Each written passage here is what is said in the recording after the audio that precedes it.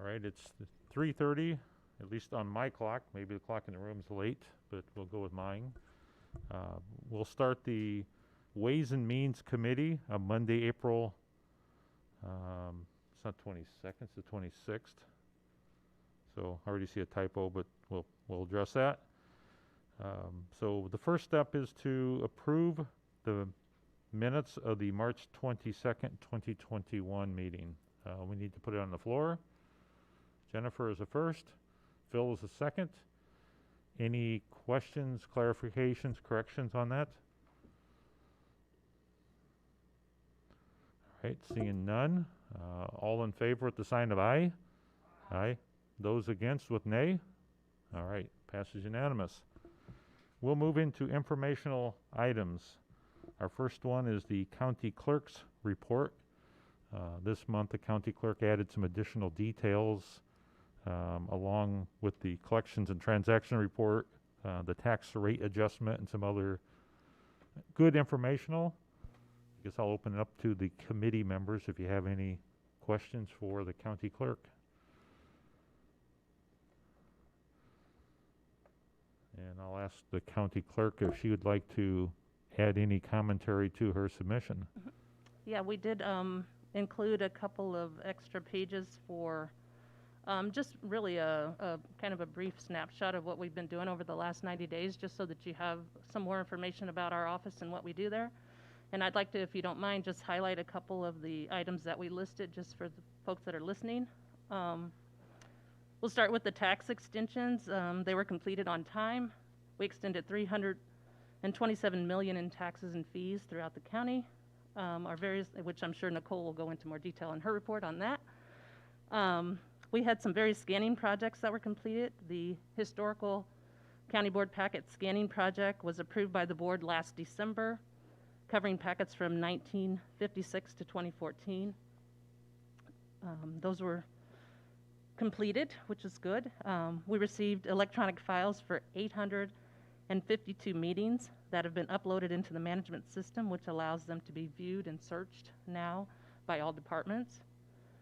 The county board minutes from 1825 to present have been previously scanned and added to the record management system. Finishing this project will complete our efforts in digitizing the county board meeting records, which is really a good accomplishment there.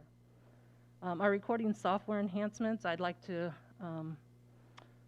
thank Mike, actually, for really working closely with our vendor to implement the enhancements that have been worked on for some time. And so we've found some things in there that we can do better. Mike's been working with the vendors and making those adjustments and just helping the department run a lot smoother in those areas.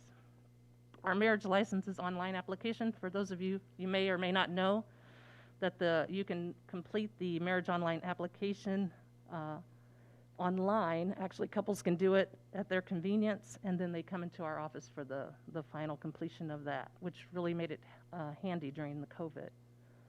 We're currently working with IT to improve the mobile response so that it's much easier to do that on a mobile device as well as enhancing our design and layout on the web pages. We've updated that. IT right now is working on the back end of the design and setup of those updates, and they'll be completed soon as well.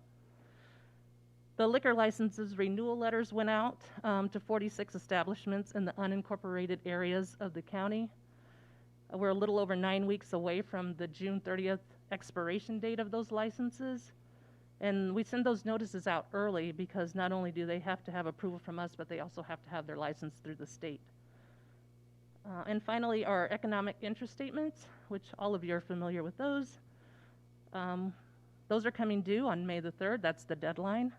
By the way, we still have 2 board members that have not completed theirs, and I will be contacting them later this afternoon.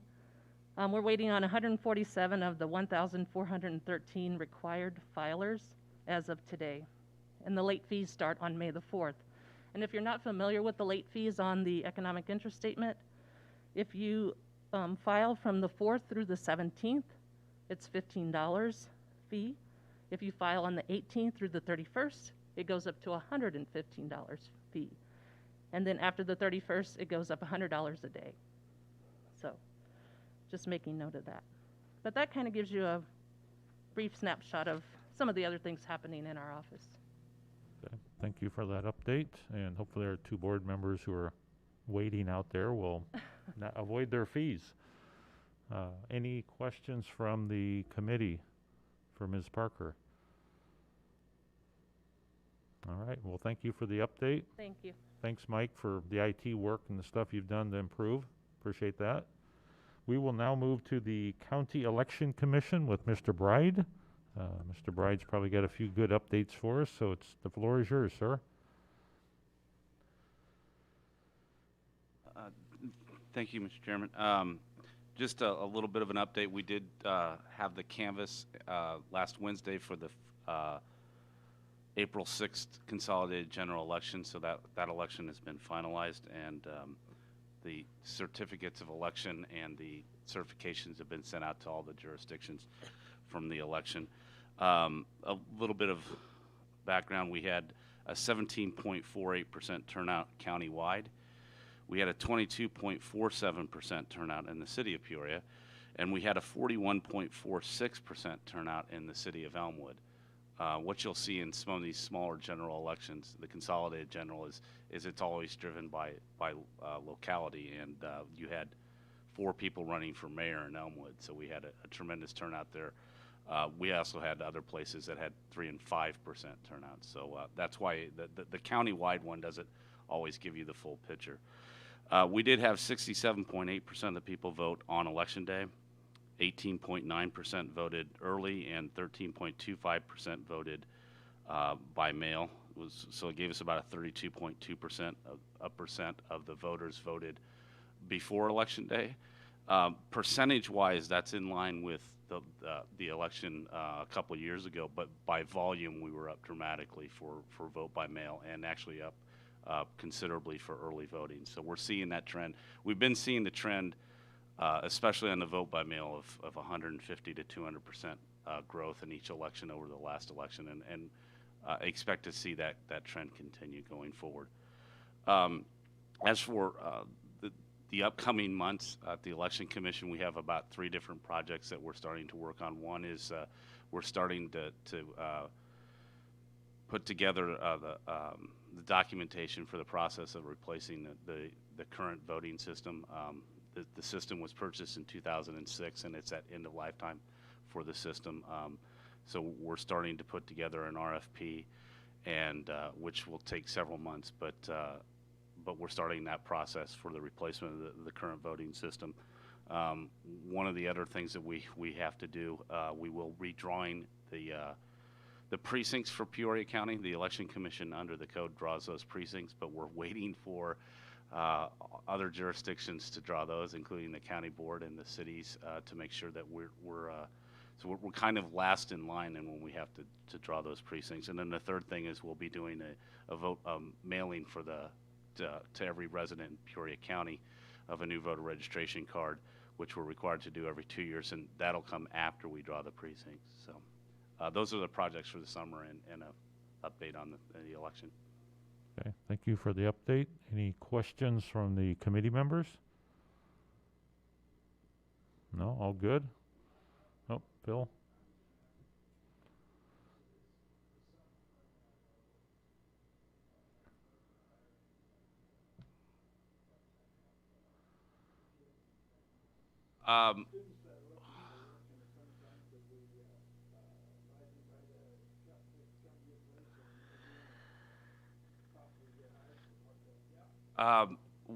We've had interns, unpaid interns in the past, but we don't have we won't be looking for any part-time help other than on an intern basis. So yeah, we've had we didn't have any this past year, but we had several years in a row. We had interns from mostly from Bradley. So we have this past year was odd because not everybody was on campus, but we did actually have an intern last fall from Bradley. So we will probably start reaching out again later in the summer to see if we can get some interns for the fall. So.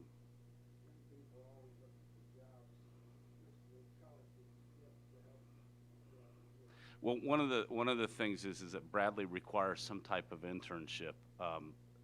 some of them are done for credit and some are not.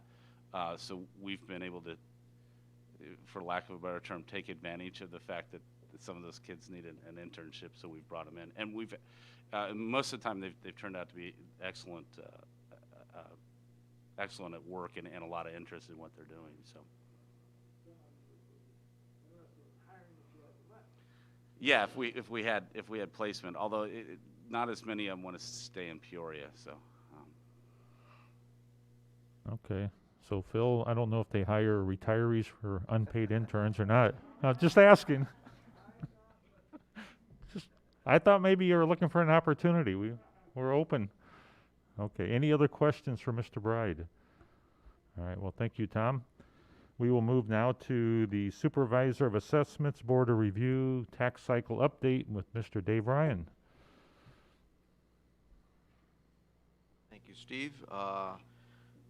I won't steal Nicole's thunder either, but this is the time of year. Usually we get quite a few years coming all at once. We will be answering questions from the 2020 assessment year as the 2021 tax bills arrive. We are obviously working on 2021, payable 2022, so we're trying to get that done. That typically, assessment notice will typically go out in August, so we're getting information from the township assessors now on that. And our Board of Review is currently working on property tax appeal board cases, which actually are occurring from the years 2018 and 2019. So we've got quite a few years that we're working on at the same time. So that makes it a little difficult when searching computer system to make sure that we are on the right year, depending on where we're at in the cycle. So we're looking at that, and we are still following, I had mentioned before, it's House Bill 3289 regarding the senior freeze and not refiling for that and for a couple of other exemptions. That actually did pass the House unanimously, so now it is in the Senate. It's a pretty slow process to make it through all of this, but we are still holding off on sending out any renewals until we get clarification on that. So we haven't sent out anything regarding senior freeze refiling as of yet, in case any county board members get any calls regarding that. So if you got any questions, I'd be happy to answer them. Okay. Any questions for Mr. Ryan? All right. Well, thank you, Dave. We will move on to the treasurer with Ms. Bjorky. She's always got good numbers for us. Here comes the thunder. All right. Obviously, the biggest thing we've been working on for the last week and a half is tax bills. They are at the printer right now. I'm waiting to get the proofs back from them, and once I get them back and proof them, then they will start printing and mail them out. The drop dead date is this Friday, and that should be when the amounts are be available online also. So I'm sure everybody's excited about that. And that's pretty much all we've been working on. We finished our audit stuff. It's in the hands of the auditors now. Mobile home bills, the collection's going okay. Any questions? Any questions for Ms. Bjorky? Okay, I'm good, thank you. Veterans Assistance Commission, I don't see Mr. Brooks here and didn't have a prepared report, so we will move forward and ask him for next month to provide a report. With that, we will move to resolutions. We have two on the list today. The first is the monthly delinquent taxes, so I need a motion to put that on the table. Phil, and a second with Eden. So it's on the table. We do have one adjustment we'd like to make, so I asked the treasurer if she would put the adjustment up for correction or adjustment. Guess I should have just stayed up here. Number one on your list, the city of Peoria has a demolition order on that, and apparently it has been sold, obviously, because it's on the list. But the city of Peoria reached out to the trustee today and asked if they could purchase this property instead, since it's under a demo order, and obtain title to it. So after talking with the trustee, we did agree that that would be probably better, because the entity that's buying it is out of state. It's a person, but he's out of state. So more than likely, he's just buying the property to flip it. So it had a demo order on it. When they went to auction, It had it on there so the buyer knew what he was getting himself into when he purchased it, but the city would like the title to it, so trustee wants it removed, if that's possible. Okay, so I'm gonna ask Jenny for the right procedure for adjusting or removing the item. You can make an amendment saying that the original list minus the first item is what you'd be voting on, so it would just be an amended. Amendment. Okay, Mhm. so can I get a motion for an amendment? Okay, Dr. Blair, a second? Anyone want to make a second for the amendment? Okay. Ms. Allison, so we have the motion on the floor for an amendment to remove the first line item, the first parcel 18-08-380-004 would be the parcel that we would remove from this. So all in favor of the amendment first with the sign of aye? Aye. Those opposed, the sign of nay? Okay, so we've got the amendment. So now the amended list, any questions from the committee on it before we ask for a vote? Okay, so this vote will be for the amended list. All in favor with the sign of aye? Aye. Aye. Those opposed with nay? Okay, so that passes unanimous as amended. The next item on our list is the Property Assessed Clean Energy Program, or PACE. And so it's a program that we approved as a county back in 2019. We approved administrator last year, and now Becca has moved this thing forward. As I said, she's picked up the pace to move this into actually implementing it. I know, Nicole, it's a poor joke.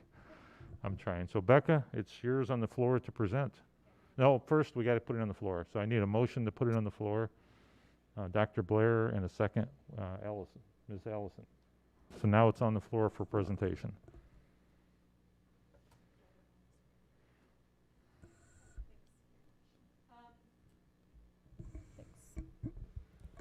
So in your packet is the ordinance and the supporting documentation regarding that commercial property assessed clean energy program. The Illinois Energy Conservation Authority was chosen by this committee last year following the RFP to be the program administrator. So these documents in the packet, as mentioned, just put the program in place. So a bit about the program.